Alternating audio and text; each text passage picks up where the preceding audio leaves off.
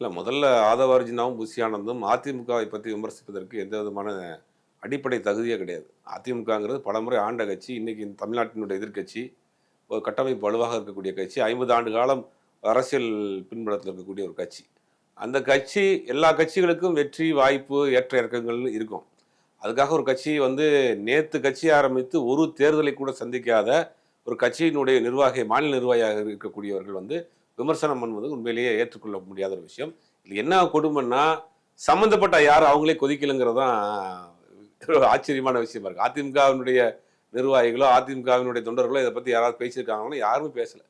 அந்த அளவுக்கு இந்த அம்மா உயிரோடு இருந்து இன்னைக்கு ஆவதா வஜிதாவும், புஷி ஆனந்தெல்லாம் பேசியிருந்தாங்கன்னா, இன்னைக்கு அவங்க 2 பேரும் இருக்கிற இடம் வேற இடமா இருந்திருக்கும். ஆனா இன்னைக்கு அதிமுக தொண்டர்கள் அமைதியா போயிட்டாங்க. இத பத்தி பெருசா பேசல. எடப்பாடி பழனிசாமி இத பத்தி பேசல. விஜய் வந்து பேசியிருக்கிறதா சொல்றாரு. வருத்தம் தெரிவிச்சதா சொல்றாரு. திருப்பி ஆதவ அர்ஜுனாவும் வருத்தம் தெரிவிச்சிருக்காரு.